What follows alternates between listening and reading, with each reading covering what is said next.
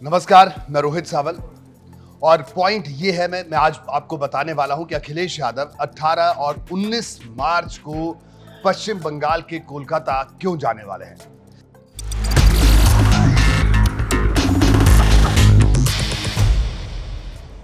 दरअसल समाजवादी पार्टी का राष्ट्रीय अधिवेशन है इस बार कोलकाता में। समाजवादी पार्टी का अगर बात करें, पार्टी अगर सबसे ज्यादा मजबूत कहीं देश में है, विधायक हैं, सांसद हैं पार्टी के, उत्तर प्रदेश से, उत्तर प्रदेश की पार्टी है। लेकिन हमेशा से समाजवादी पार्टी की मुलायम के जमाने से इच्छा जरूर रही है कि राष्ट्रीय फलक पर अपनी जबरदस्त उपस्थिति दर्ज करवाई जाए। खैर, ऐसे में सपा के जो राष्ट्रीय अधिवेशन होते आए, इससे पहले भी होते आए हैं उत्तर प्रदेश के बाहर, और इस बार भी पश्चिम बंगाल में हो रहा है। लेकिन इस बार के जो ये अधिवेशन हो रहा है, राष्ट्रीय अधिवेशन समाजवादी पार्टी का, इसके बड़े अहम मायने हैं। दरअसल इस अधिवेशन के तहत अखिलेश यादव मिशन 162 पर भी फोकस कर रहे हैं। अब आप सोच रहे होंगे कि आखिरकार ये मिशन 162 क्या है। देखिए, मैं आपको गणित समझाता हूं। उत्तर प्रदेश की 80 सीटें, जहां पर समाजवादी पार्टी पूरे उत्तर प्रदेश में मजबूत है। इसके अलावा बिहार की अगर बात करें, बिहार की 40 सीटें लोकसभा की, और पश्चिम बंगाल की 42 सीटें। तो अगर इन तीनों को जोड़ दिया जाए तो आंकड़ा बनता है 162 का। 18 तारीख को अखिलेश यादव कोलकाता पहुंचेंगे। उससे पहले आज यानी 15 तारीख को लालू प्रसाद यादव से दिल्ली में मिलते हैं, उनसे बातचीत करते हैं। और अखिलेश यादव बार बार ये भी बताने की कोशिश कर रहे हैं, ये जताने की कोशिश कर रहे हैं कि शरद यादव और मुलायम सिंह की जो जगह थी राष्ट्रीय राजनीति में, वो उस जगह को भी भरना चाहते हैं, ये संदेश देना चाहते हैं। वहीं तीसरी तरफ कोलकाता में ममता बनर्जी से भी उनकी मुलाकात होने वाली है। और देखिए, तीनों पार्टियों की अगर बात करें तो तीनों, अगर तृणमूल कांग्रेस की बात करें, ममता बनर्जी की पार्टी की, तो उनका उत्तर प्रदेश में कोई स्टेक नहीं, यानी किसी तरह से उनको उत्तर प्रदेश में अखिलेश यादव से सीट चाहिए, ऐसी स्थिति नहीं है। हाँ, राष्ट्रीय फलक पर जब अगर ये पार्टियां जीत कर आती हैं तो ये 162 का बड़ा आंकड़ा है। यानी तीनों दल स्ट्रेटेजिकली, जिसे कहा जाए, रणनीतिक तौर पर एक बड़ी सोच के तहत आगे बढ़ना चाहते हैं। और नीतीश कुमार से भी लगातार, जो आरजेडी के नेता हैं, चाहे लालू प्रसाद यादव हो या दूसरे रणनीतिकार हो, लगातार बातचीत कर रहे हैं। और ये भी माना जा रहा है कि आज लालू प्रसाद यादव और अखिलेश यादव के बीच जो मुलाकात हुई, उस मुलाकात में इस बात पर भी चर्चा हुई कि किस तरह से राष्ट्रीय जनता दल, जेडीयू और समाजवादी पार्टी एक साथ आए। क्योंकि ये चर्चा बड़े लंबे अरसे से है कि नीतीश कुमार अगर आते हैं और इस तरह का गठबंधन को लीड करते हैं तो नीतीश कुमार उत्तर प्रदेश आ सकते हैं, उत्तर प्रदेश की किसी सीट से चुनाव लड़ सकते हैं। अब इसको समझिए, नीतीश कुमार उत्तर प्रदेश में आके क्या करेंगे। देखिए, उत्तर प्रदेश की राजनीति के जो फोकस में है, केंद्र में इस वक्त है, वो है ओबीसी जातियां।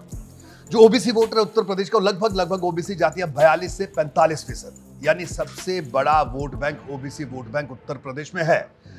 और अखिलेश यादव की बात करें तो 10% के करीब यादव वोटर माना जाता है, जो कि इंटैक्ट अखिलेश यादव के पास हमेशा रहता है। तो ऐसे में उनकी कोशिश ये है कि जो यादव के अलावा जो ओबीसी जाति है, अगर उनको वो अपने पाले में ले आते हैं तो उनको लगता है कि 2024 में वो नतीजे पलट सकते हैं, वो तस्वीर पलट सकते हैं। यही वजह है कि नीतीश कुमार, लालू प्रसाद यादव और अखिलेश यादव के बीच में ये पर्दे के पीछे की बातचीत चल रही है।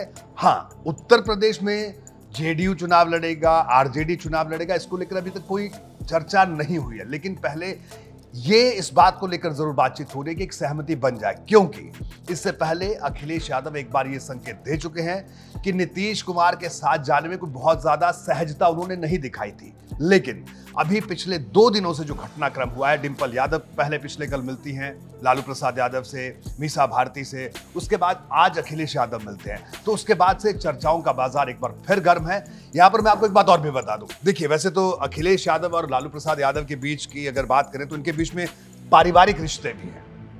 लेकिन उत्तर प्रदेश और बिहार की सियासत को अगर आप गौर से देखें तो सियासी रिश्ते, पारिवारिक रिश्ते और इनके बीच में जो बातचीत होती है, वो बातचीत बहुत अहम होती है। ये पारिवारिक रिश्तों के बीच में जब राजनीतिक बात होती है तो कई तरह के गठबंधन आयाम लेते रहे हैं हमारे प्रदेश की सियासत में।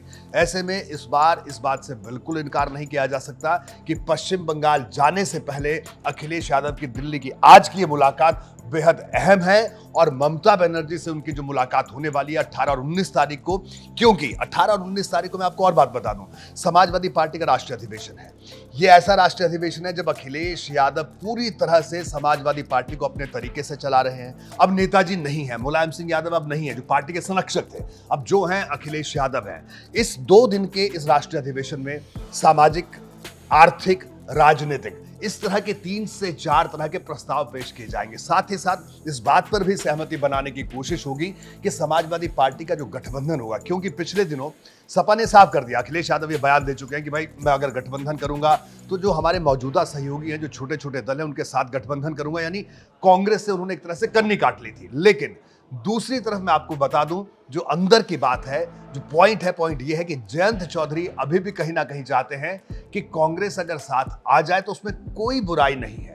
अखिलेश यादव को कांग्रेस से आने से सिर्फ एक दिक्कत है, क्योंकि अखिलेश यादव को लगता है कांग्रेस अगर आती है गठबंधन में तो फिर से सीट शेयर में ज्यादा हिस्सेदारी मांगेगी, कहेंगे नहीं साहब हमें ज्यादा सीट चाहिए, हम राष्ट्रीय पार्टी हैं। भले कांग्रेस राष्ट्रीय पार्टी हो, लेकिन उत्तर प्रदेश में वजूद आप जानते हैं, एक सीट कांग्रेस के पास में है लोकसभा की अगर हम बात करें। तो ये तमाम तरह की जो आशंकाओं के जो बादल हैं, ये माना जा रहा है कि 18 और 19 तारीख को कोलकाता में इन राजनीति की गठबंधन की राजनीति पर मैं कहूंगा जो शंका के जो बादल मंडरा रहे हैं, ये छंट सकते हैं। और ये साफ संदेश निकल कर आ सकता है कि समाजवादी पार्टी का जो गठबंधन है, राष्ट्रीय स्तर पर सपा किस मोर्चे के साथ खड़ी होगी, क्योंकि सपा को अब 2 बातों में तय करना है। एक, या तो कांग्रेस के इतर यानी कांग्रेस को माइनस करके जो नेशनल लेवल पर गठबंधन बने, क्या समाजवादी पार्टी उस गठबंधन का हिस्सा बनना चाहती है जिस गठबंधन में नीतीश कुमार है, ममता बनर्जी है, केसीआर है, आम आदमी पार्टी है, या फिर से कांग्रेस के ही छाते के नीचे तमाम दूसरी पार्टियां इकट्ठा होती हैं, उस गठबंधन का हिस्सा बनना है। एक तो ये बात साफ होगी। दूसरी सबसे बड़ी बात यह साफ होगी कि उत्तर प्रदेश में समाजवादी पार्टी, अखिलेश यादव खुद अमेठी में जाकर ये कहा है कि साहब इस बार 80 की 80 सीटों पर चुनाव लड़ेंगे, क्योंकि अमूमन इससे पहले सपा अमेठी और रायबरेली सीट छोड़ाया करती थी कांग्रेस के लिए, और कहते थे कि नहीं साहब ये राजनीतिक शिष्टाचार है, कांग्रेस के बड़े नेता चुनाव से यहां से लड़ते हैं, राहुल गांधी और सोनिया गांधी। लेकिन इस बार अखिलेश यादव ने यह भी संकेत दे दिया। तो कुल मिलाकर 18 तारीख में पॉइंट यह है कि इस दूसरा जो बड़ा संकेत 18 को मिलेगा वो ये भी मिलेगा कि उत्तर प्रदेश में क्या कांग्रेस के साथ किसी तरह के कोई समझौते की गुंजाइश समाजवादी पार्टी रखना चाहती है, या पूरी तरह से गठबंधन की तमाम खिड़कियां बंद कर देना चाहती है और ये जमकर मजबूती से ताल ठोकना चाहती है कि इस बार सपा अपने छोटे छोटे गठबंधन के सहयोगियों के साथ तमाम 80 सीटों पर चुनाव लड़ेगी। क्योंकि 19 का चुनाव इस अखिलेश यादव के लिए या समाजवादी पार्टी के लिए कोई फायदे का सौदा नहीं रहा था। बसपा को जरूर फायदा हो गया, सपा को उसमें भी नुकसान हुआ। तो अब तक अखिलेश यादव जो गठबंधन करते आए, मैं यूं कहूंगा कि अगर गठबंधन की बात करें तो अखिलेश यादव नेताजी से भी आगे निकल गए, मुलायम सिंह यादव से भी। उन्होंने देखिए कांग्रेस के साथ गठबंधन कर लिया, बसपा के साथ गठबंधन कर लिया, यानी अखिलेश यादव लगातार प्रयोग कर रहे हैं। 17 का प्रयोग उन्होंने किया, उसके बाद 19 में प्रयोग उन्होंने किया, यानी 17 में उन्होंने कांग्रेस के साथ गए विधानसभा चुनाव में, 19 में वो बीएसपी के साथ गए लोकसभा चुनाव में, 22 की बात करें तो 22 में छोटे छोटे दलों को जोड़ा, ओम प्रकाश राजभर को जोड़ा, गोंडवाना गणतंत्र पार्टी को जोड़ा, इसके अलावा अगर बात करें केशव मौर्य को उन्होंने जोड़ा, जो हम महान दल के नेता हैं, मैं उनकी बात कर रहा हूं, केशव प्रसाद मौर्य की बात नहीं कर रहा हूं। तो ऐसे में अब ये भी देखना दिलचस्प है कि ये 24 का चुनाव क्या अखिलेश फिर से उन पुरानी गलतियों को दोहराएंगे, या 18 और 19 तारीख को इस बात पर स्पष्टता मिल जाएगी कि उत्तर प्रदेश में सपा सिर्फ छोटे दलों के साथ ही जाएगी और राष्ट्रीय स्तर पर किसके साथ खड़ी होगी। यानी कांग्रेस के साथ यूपी में अगर खड़ी होगी तो राष्ट्रीय स्तर पर भी खड़ा होना होगा, और अगर यूपी में कांग्रेस के साथ अब नहीं खड़े हैं तो राष्ट्रीय स्तर पर भी क्या समाजवादी पार्टी कांग्रेस से दूरी बनाएगी, ये तय होगा 18 और 19 तारीख को। तो कुल मिलाकर पॉइंट ये है कि 18 और 19 तारीख समाजवादी पार्टी के लिहाज से, उत्तर प्रदेश के लिहाज से और उत्तर प्रदेश के समाजवादी सियासत के लिहाज से बेहद अहम तारीखें हैं। ये तारीखें तय करेंगी 2024 में सपा किस तरह का चुनाव उत्तर प्रदेश में लड़ने वाली है। तो आज इतना ही, दीजिए इजाजत, नमस्कार।